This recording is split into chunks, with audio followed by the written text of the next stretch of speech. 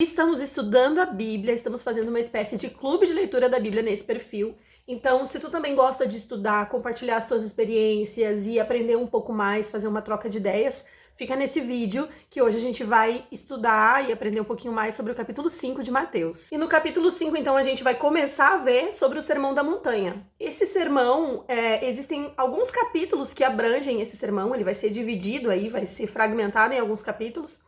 E aqui nesse capítulo 5 a gente vê então a primeira parte dele. Importante lembrar que a Bíblia não foi escrita da maneira como a gente tem ela hoje nas mãos, dividida em capítulos e versículos. Cada livro da Bíblia era um livro inteiro, sem divisão.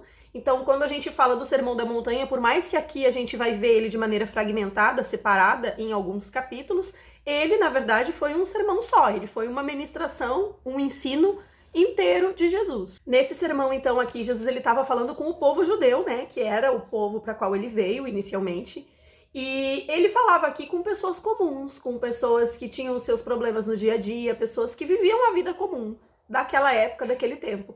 Mas mesmo que Jesus estivesse falando para judeus, os ensinos de Jesus aqui são instruções muito preciosas para a gente, para que a gente possa levar para a nossa vida. Então, apesar de ter sido escrito para um povo específico, num tempo específico, numa época diferente da nossa, não significa que esses ensinos de Jesus ficaram para aquele tempo. Muito pelo contrário, são princípios e ensinos muito preciosos que a gente pode trazer para a nossa vida e para os nossos dias hoje.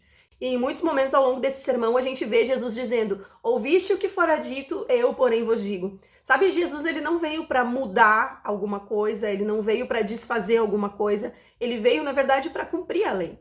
Toda a lei que foi dada para o povo de Israel servia para mostrar para o povo o quanto eles eram pecadores e o quanto eles precisavam de um Salvador.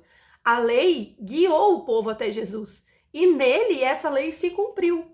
A partir de Jesus a gente teria então uma aliança superior, né? E já no Sermão da Montanha a gente começa a ver algum equilíbrio que Jesus começa a trazer a respeito daquilo que era ensinado na lei. A lei dizia não matarás. Jesus começou a dizer: se tu te irá contra o teu irmão, já cometeu o pecado. A lei dizia não adulterarás. Jesus começou a dizer: se tu apenas cobiçar a mulher do teu irmão, tu já pecou. A gente vê nos ensinos de Jesus que ele traz uma nova realidade. Ele traz um ensino muito superior. Seria aparentemente mais fácil, porque agora a salvação seria dada através da graça, pelo sangue de Jesus que foi derramado. Mas pensa no nível de responsabilidade que a gente tem hoje. A gente não precisa mais matar um animal para cobrir o nosso pecado. Jesus já fez isso por nós.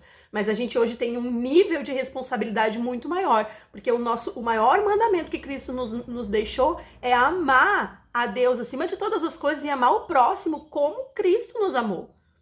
E olha como foi que Cristo nos amou. Será que a gente tem capacidade de amar as pessoas da mesma forma como Jesus nos amou? No versículo 44, a gente começa a ver qual seria o nível dessa nova aliança. Olha o que ele diz: amem os seus inimigos e orem por aqueles que lhe perseguem.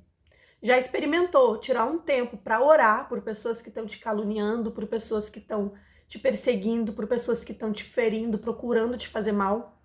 Não é algo fácil. É algo que exige mesmo um amor, e não é o amor que a gente conhece, porque esse amor fraternal, o amor que a gente tem, o amor físico que a gente tem pelas pessoas, é um amor falho, é um amor limitado. A gente não conseguiria fazer isso que Jesus manda a gente fazer amando com o nosso tipo de amor. Esse tipo de amor que a gente precisa exercer é o amor do tipo de Deus. E esse amor do tipo de Deus foi derramado nos nossos corações no dia em que nós aceitamos Jesus. Ele continua: ele faz raiar seu sol sobre maus e bons, e derramará chuva sobre justos e injustos. Se Deus, que é Deus, não faz acepção de pessoas, quantas vezes nós estamos limitando a nossa capacidade de ajudar, de amar, de orar pelas pessoas, porque a gente de repente não vai com a cara, ou porque a pessoa nos feriu, ou porque a pessoa nos maltratou. Mas Deus, que é Deus, o nosso Pai Todo-Poderoso, ele não age assim. E ele nos chama a ter esse mesmo coração, a agir como ele age, a não fazer acepção de pessoas. Em alguns versículos anteriores, a gente viu Jesus falando: vocês são o sal da terra, vocês são a luz.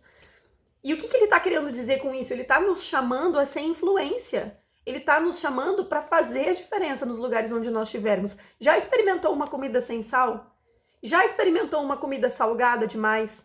O sal faz toda a diferença. E a maneira como tu vive, a maneira como tu ama as pessoas, a maneira como tu te porta na sociedade, a maneira como tu conduz a tua família, como tu conduz o teu trabalho, a tua vida pode inspirar outras pessoas de maneira com que elas desejem o que tu tem. E como que tu faz isso?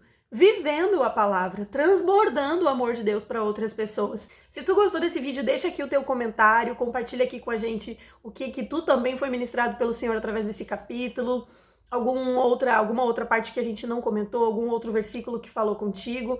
E é isso, até o próximo vídeo, beijo!